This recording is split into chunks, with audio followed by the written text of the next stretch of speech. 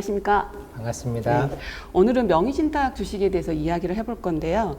사실 그 명의신탁 주식이 발생하는 이유가 법인 설립할 때 발기인 인원수 때문에 옛날에 뭐 친인척까지 동원하고 막 이런 것들이 많았었는데 발생하는 이유에 대해서 오늘 속 시원하게 설명 좀 부탁드릴게요. 왜 발생하는 걸까요? 일단 명의신탁의 주식이 무슨 뜻인지부터 알아야 될 것 같은데 본인의 재산을 네. 타인의 명의로 해서 공적으로 올려놓는 거죠. 그런 경우가 많았습니다. 특히 주식회사에서 발기인을 7명씩 했었던 과거에 그런 사례가 있었기 때문에 실제로 7명의 주주를 모은다는 건 쉽지 않은 일이었어요. 그러다 보니 친척들, 가족들을 그리고 지인들까지 모아서 이렇게 했었던 일이 많았었고요. 그것이 좀 불합리하다라고 해서 1996년도에 3인으로 줄였었죠. 그러다 그것도 좀 많다라고 판단을 해서 2001년도에 한 명이서도 주주를 만들 수 있다 그렇게 하게 됐던 것 같습니다. 네. 사실 이 명의신탁에 대한 회피 목적이 좀 높았잖아요. 네네. 어떤 회피인가요? 일단 50%가 넘어가지 않으면 네. 2차 납세 의무나 책임을 지지 않기 때문에 절반 이하로 떨구려고 했었던 대표님들이 계셨고요. 네. 또 하나는 세금을 좀 회피하려는 목적으로 그렇게 하시는 경우가 많았었죠. 명의신탁 주식 발생하는 이유가 있다면 좀 구체적으로 설명 좀 해주시겠어요? 네, 명의신탁이 발생하는 이유는 여러 가지가 있겠죠. 첫 번째로는 발기인의 요건을 맞추기 있었던 과거의 사례 때문이었습니다. 7명을 발기인으로 만들어야 했던 때에 그리고 3명으로 다시 줄였지만 96년도에 그러면서 여전히 주주를 3명으로 만드는 것도 쉽지 않을 수가 있었죠. 그래서 2001년도에 1명으로 줄이기까지 차명 주주가 많이 발생하는 일이 많았습니다. 또 하나는 세무사님이나 법무사님이 과거의 죄들을 그대로 이해하시고 3명의 요건을 맞춰야 된다는 그런 잘못된 컨설팅을 해 주신 적도 많이 있었죠. 아직도 많더라고요. 네, 많습니다. 네, 아쉽죠. 두 번째는 과점주주를 피해야 된다는 생각으로 50% 이하의 지분을 가지고 있어야 된다 해서 나머지 지분을 다른 분에게 명의신탁하는 경우가 아직도 많이 있는 것 같습니다.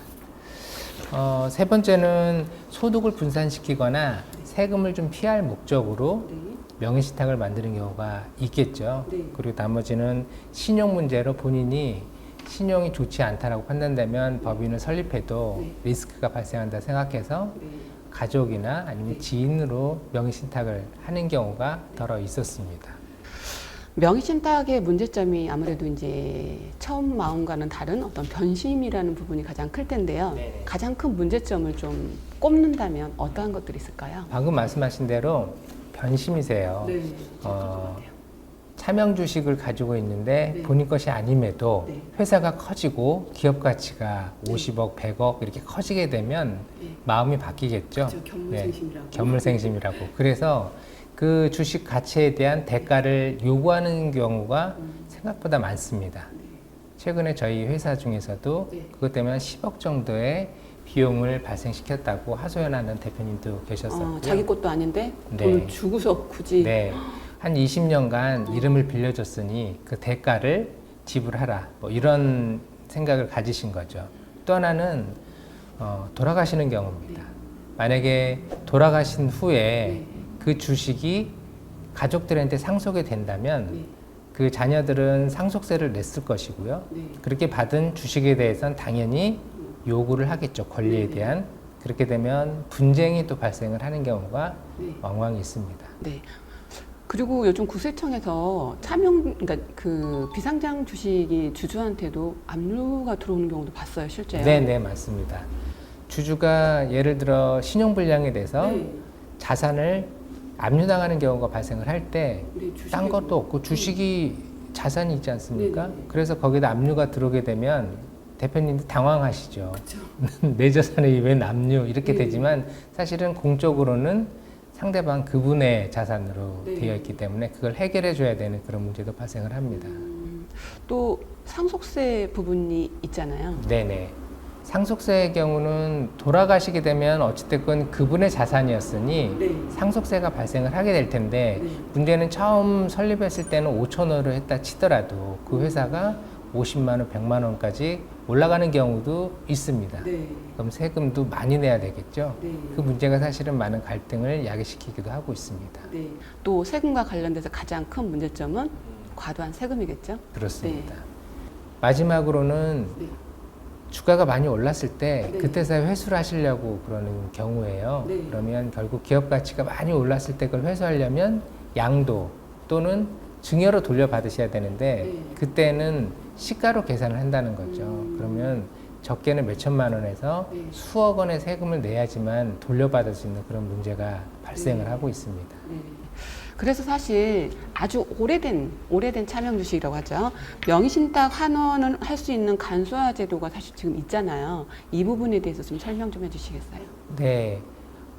과거에 정부가 만들었던 제도가 불합리하다라고 판단을 해서 그렇게 발견이 많았던 회사에 대해선 간소화 제도를 실행을 하고 있습니다. 2001년 7월 23일 이전에 설립된 회사의 경우에는 이 제도를 활용할 수가 있는데요. 네. 일단 중소기업에 속해야 되고요. 네.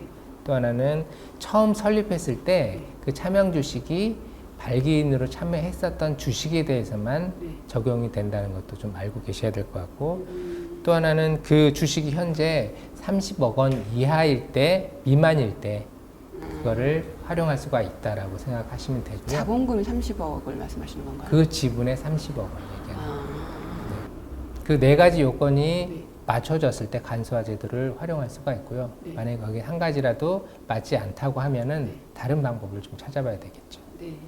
방법은 여러 가지가 있는 거죠. 그렇습니다. 네.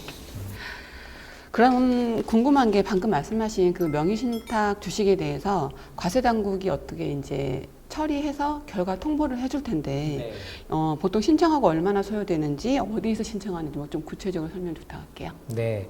이 명의신탁 신청은 당사자 대표님께서 하실 수도 있고요. 네. 세무 대리인을 통해서 할 수도 있는데 관할 세무서에다가 네. 내가 차명 주식이었다에 네. 대한 증빙들을 첨부를 해서 네. 제출을 하시면 되고요. 네. 거기에 대한 기간이 6개월 정도가 소요된다고 보시면 되는데 네. 그 기간 안에 세무 당국에서는 과연 이것이 차명 주식이 맞는지에 네. 대한 여부를 소명받기를 원해서 네. 거기에 대한 질문 등을 하시게 되겠죠. 그런 소명 과정을 거쳐서 이게 다 해소가 된다라고 판단이 되면 네. 6개월 정도면 모든 것이 종결되고 생각보다 오래 걸리네요. 생각보다 오래 걸립니다. 왜냐하면 증빙이 없을 수도 있고요. 네. 애매한 경우가 굉장히 많겠죠. 그럴 땐 위원회까지 구성해서 그것을 판단하는 시간들이 좀 필요합니다. 네. 그리고 질의에 대한 확실한 대답도 좀 필요해서 현장 실사도 나가기도 하고 있습니다. 처리 결과 통지서가 있던데 한번 화면으로 보실 수 네네. 있을까요? 네. 저희 차명 주식 해결했던 회사의 결과고요. 아, 실제 있었던 사례인가요? 네네네.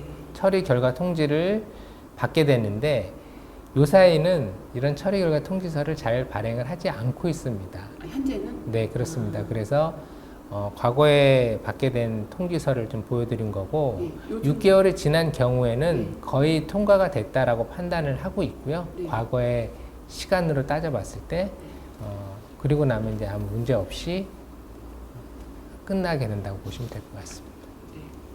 명의신탁 해지는 신탁자와 수탁자가 합의를 해야 할 것 같은데 환원할 때 뭐 어떻게 준비를 하면 되는 건가요? 명확한 증빙이 필요할 텐데 네. 첫 번째로는 금융증빙이 될 수 있겠죠. 처음 발기했을 때 네. 자본금을 모은 통장이 있었을 겁니다. 네. 거기에는 각각 주주들이 주금을 납입을 했을 텐데 네. 만약에 차명 주식이라면 본인의 자금이 아닌 대표님께서 다 드렸겠죠. 뭐 우회로 드렸었건 아니면 통장에 입금을 시켜서 다시 그걸 송금하게 했건 간에 그런 금융증빙이 있을 때 가장 객관적인 증빙으로 활용할 수가 있습니다. 근데 만약 그것이 없다라고 했을 때에는 당사자들 간의 합의가 필요하겠죠. 예를 합의서를 들면 써야 되는 거예요? 네, 확인서를 작성을 하고 인감을 첨부하고 도장도 찍고 그런 절차가 좀 필요할 것이고 또 하나는 주주로서의 권리를 행사하지 않았다는 것을 확인할 필요가 있겠죠. 네. 예를 들면 뭐 배당을 하고 나서 그 돈을 돌려받는 겁니다. 그런 내역들이 있었다라면 네. 그걸 활용해서 차명 주주였다. 그래서 돈을 돌려받게 된 것이다. 라는 내용들이 나올 수가 있을 것 같고요. 마지막으로 사실은 이것도 애매할 수가 있습니다. 네. 그런 경우는 판결문, 재판을 통해서 판결문을 받는 것도 하나의 방법이 될 수가 있겠죠. 판결문은 되게 오래 걸릴 것 같은데. 뭐 약식으로 진행하는 경우는 한 3, 4개월, 하지만 다툼이 있을 경우는 진짜로 1년 아니면 2심까지 가는 경우도 있습니다. 근데 돈 앞에 장사 없다고 대부분은 이걸 요구할 것 같은데요. 네, 그렇게 하게 됐기 때문에 네. 이제 소송까지 걸리게 되는데 네. 실제로 사실이 우위에 쓸 수밖에 없겠죠. 그래서 결과적으로는 판결문을 통해서 결과가 나오는 경우도 있는데 사실 비용이 좀 많이 발생할 수가 있습니다. 네. 네. 그럼 그 비특수관계자라고 해서요. 사실 그 아까 말한 신탁자, 수탁자, 쌍방 관계를 확인해야 될 텐데 이 비특수관계자라는 게 내 입장이 아니라도 상대방 입장이 비특수관계자이면 그건 특수관계자인 거잖아요. 이 비특수관계자 간의 어떤 주식 액면가 거래를 한 사례를 한번 설명을 해주시겠어요? 비특수자라고 하는 것은 특수관계가 아니란 얘기인데 그렇죠. 친인척이나 네. 30% 이상의 지분을 가지고 있지 않았거나 네. 임직원이 아니었을 때 그럴 때 비특수관계인으로 인정을 하게 되고요. 네. 그랬을 때는 양도양수를 통해서도 가능하게 될 것입니다. 네. 그럴 때 저가 양수도가 가능한 것을 활용해서 주식을 회수해 올 수가 있게 되겠죠. 네. 예를 들면 시가가 한 2억 4,600만 원어치의 지분을 가져와야 될 때 당시 차명주주가 5천만 원 정도의 취득가로 가지고 오게 됐다라고 판단을 하게 됐을 때 예를 한번 드려보면요. 바로 당시에 취득가였었던 5천만 원의 약간의 금액으로 네. 양수 양도를 해왔다라고 판단하게 되면 네. 세금 문제가 발생하겠죠. 네. 그럴 때 2억 4,600이면 3억 원 이하이기 때문에 그 저가 양수도가 가능한 부분, 특수관계인이 아닐 때 네. 그랬을 때 세금을 한번 표를 보시면 네. 주주 입장에서는 증여세가 발생하지 않게 되고요. 네. 간주 취득세는 만약에 50% 이상으로 넘어오게 되겠죠. 네. 그랬을 때는 간주 취득세가 발생할 수도 있고 네. 없을 수도 있으니 이걸 한번 따져봐야 될 것 같고요. 이거는 주주 입장인 거고요. 그렇습니다. 네. 그리고 차명 주주 입장에서는 네. 주식이 되돌아가게 된 상황이 되었으니 양도. 그렇죠. 양도를 하게 되는 상황이 되겠으니 네. 특수관계인이 아니면 세금이 발생하지 않겠습니다. 네. 그리고 간주 취득세 부분이 일부 발생하는데 그 5천만 원에 대한 약 0.43%인 21만 5천 원 정도의 비용이 필요하다, 세금이 필요하다라고 이해하시면 될 것 같습니다. 그럼 마지막으로 그 외에 명의신탁 주식을 해결할 수 있는 다른 방법이 있다면 뭐 설명 좀 부탁할게요. 예를 들어 양도 양수를 해야 되는데 네. 대금이 없어요. 그러면 지불할 수가 없는 경우가 생기겠죠? 네, 맞습니다. 그리고 증거가 부족하는 수도 또 발생할 것이고 차명주주가 본인의 것임을 주장하는 경우도 있을 겁니다. 이럴 때 해결하는 방법이 회사로 자사주 매입을 하는 것이죠. 회사 주식으로 법인에서 사오는 방식을 취하는 것입니다. 네. 또 다른 방법은 개인 간의 증여를 통해서 진행하는 것도 방법이 될 수가 있을 것 같습니다. 증여세에 대한 재원을 일부 좀 마련해 둬야 되겠지만 네. 그 금액이 크지 않다면 이 방법을 좀 활용해 볼 수도 있을 것 같고요. 네. 불균등 감자가 주주 간의 지분율에 따라 원래 감자를 해야 되는데 네. 그 차명 주주 지분만큼만 감자 처리를 하는 것입니다. 그것도 하나의 방법이 될 수가 있겠죠. 네. 돈이 있어서 처리하는 방법도 있을 것 같고 지금 말씀하신 설명에서 약간의 소스가 돈이 없어도 할 수 있는 방법이 있는 것 같아요. 그렇습니다. 네.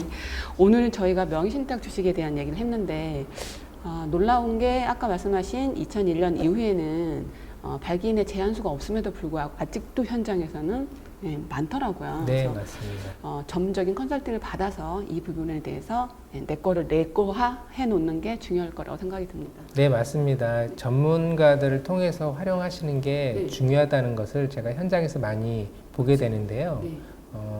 개인이 갖고 있던 그 지식만으로 진행했다가 잘못되면 네. 세금을 많이 네. 받게 되는 경우도 있으니까 네. 가급적이면 전문가를 통해서 좀 상담을 받는 것을 꼭 추천드립니다. 네. 오늘 도움 말씀 감사합니다. 네, 감사합니다.